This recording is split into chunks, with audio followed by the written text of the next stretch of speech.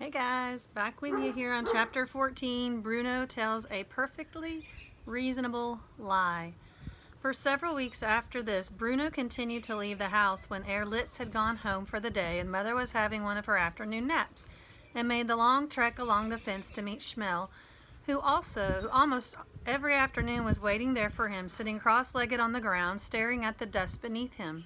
One afternoon, Schmel had a black eye, and when Bruno asked him about it, he just shook his head and said he didn't want to talk about it.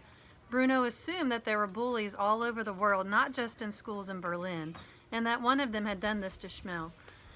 He felt an urge to help his friend but couldn't think of anything he could do to make it better, and he could tell that Schmel wanted to pretend it had never happened. Every day, Bruno asked Schmel whether he would be allowed to crawl underneath the wire so that they could play together on the other side of the fence. But every day, Schmel said no, it wasn't a good idea. "I don't know why you're so anxious to come across here anyway," said Schmel. "It's not very nice." "You haven't tried living in my house," said Bruno. "For one thing, it doesn't have 5 floors, only 3. How can anyone live in so small a space as that?" He'd forgotten Schmel's story about the 11 people all living in the same room together before they'd come to Outwith, including the boy Luca, who kept hitting him even when he did nothing wrong. One day, Bruno asked Schmel and all the other people on the side of the fence why Schmel and all the other people on the side of the fence wore the same striped pajamas and cloth caps. That's what they gave us when we got here," explained Schmel. "They took away our other clothes. But don't you ever wake up in the morning and feel like wearing something different? There must be something else in your wardrobe." Schmel blinked and opened his mouth to say something, but then thought better of it.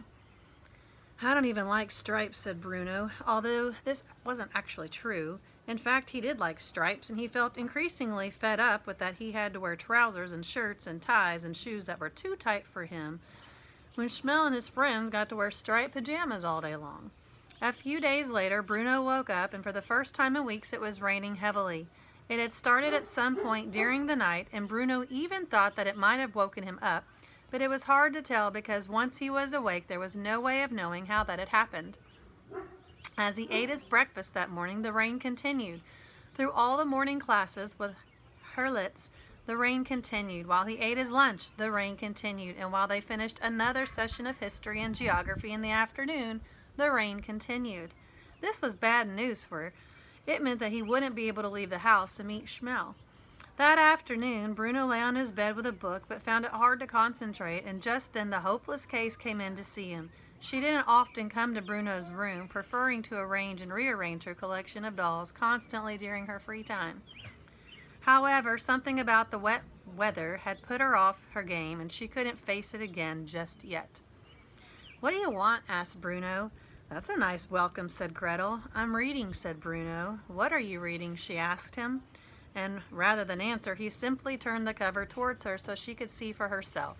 She made a raspberry sound through her lips, and some of her spit landed on Bruno's face. "Boring," she said in a sing-song voice. "It's not boring at all," said Bruno. "It's an adventure. It's better than dolls, that's for sure." Gretel didn't rise to the bait on that one. "What are you doing?" she repeated, irritating Bruno even further. "I told you I'm trying to read," he said in that grumpy voice. "If some people would just let me." "I've got nothing to do," she replied. "I hate the rain." Bruno found this hard to understand. It wasn't as if she ever did anything anyway. Unlike him, who had adventures and explored places and had made a friend, she very rarely left the house at all. It was as if she had decided to be bored simply because on this occasion she didn't have a choice about staying inside. But still, there are moments when a brother and sister can lay down their instruments of torture for a moment and speak as civilized human beings, and Bruno decided to make this one of those moments. "I hate the rain too," he said. "I should be with Schmel by now. He'll think I've forgotten him." The words were out of his mouth quicker than he could stop them, and he felt a pain in his stomach and grew furious with himself for saying that. "You should be with who?" asked Gretel. "What's that?" asked Bruno, blinking back with her. "Who did you say you should be with?" she asked again. "I'm sorry," said Bruno, trying to think quickly. "I didn't quite hear you. Could you say that again?" "Who did you say you should be with?" she shouted, leaning forward so there could be no mistake this time. "I never said I should be with anyone," he said. "Yes, you did. You said that someone will think you've forgotten them. Pardon? Bruno, she said in a threatening voice. Are you mad? He asked, trying to make her think that she had entirely made it up, only he wasn't very convincing, for he wasn't a natural actor like grandmother, and Gretel shook her head and pointed a finger at him. What did you say? She insisted. You said there was someone you should be with. Who was it? Tell me. There's no one around here to play with. Is there? Bruno considered the dilemma he was in. On the one hand, his sister and he had one crucial thing in common. They weren't grown-ups, and although he had never bothered to ask her, there was every chance that she was just as lonely as he was out with. After all, back in Berlin, she had Hilda and Isabel and Louise to play with. They may have been annoying girls, but at least they were her friends. Here, she had no one at all except her collection of lifeless dolls. Who knew how mad Gretel was after all? Perhaps she thought the dolls were talking to her. But at the same time, there was this undeniable fact that Schmel was his friend and not hers, and he didn't want to share him. There was only one thing for it, and that was to lie. I have a new friend, he began. A new friend that I go see every day, and he'll be waiting for me now, but you can't tell anyone. Why not? Because he's an imaginary friend, said Bruno, trying his best to look embarrassed. Just like Lieutenant Kotler, when he had become trapped in his story about his father in Switzerland. We play every day. Gretel opened her mouth and stared at him before breaking into a laugh. An imaginary friend, she cried. Aren't you a little old for an imaginary friend? Bruno tried to look ashamed, and the very height of sophistication. And what does he tell you? He tells me about his family. Oh, I skipped a page, sorry. Bruno tried to look ashamed and embarrassed in order to make his story more convincing. He squirmed on the bed and didn't look her in the eye, which worked a treat and made him think that perhaps he wasn't such a bad actor after all. He wished that he could make himself go red, but it was difficult to do that, so he thought of embarrassing things that had happened to him over the years and wondered whether these would do the trick. He thought of the time he had forgotten to lock the bathroom door and grandmother had walked in and seen everything. He thought of the time he had put his hand up in class and called the teacher mother and everyone laughed at him. He thought of the time he'd fallen off his bicycle in front of a group of girls when he was trying to do a special trick and cut his knee and cried. One of them worked and his face started to go red. Look at you, said Gretel, confirming it. You've gone all red. Because I didn't want to tell you, said Bruno. An imaginary friend, honestly, Bruno, you're a hopeless case. Bruno smiled because he knew two things. The first was that he'd got away with his lie, and the second was that if anyone was the hopeless case around here, it wasn't him.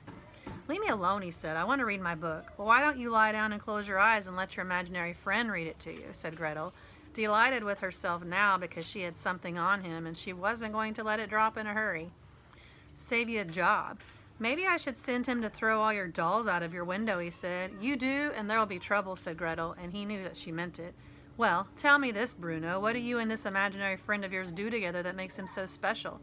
Bruno thought about it. He realized that he actually wanted to talk to Schmel a little bit, and that this might be a way to do it without having to tell her the truth about his existence. We talk about everything, he told her. I tell him about our house back in Berlin and all the other houses and the streets and the fruit and the vegetable stalls and the cafes, and how you shouldn't go into town on a Saturday afternoon unless you want to get pushed from pillar to post, and about Carl and Daniel and Martin and how they were my 3 best friends for life.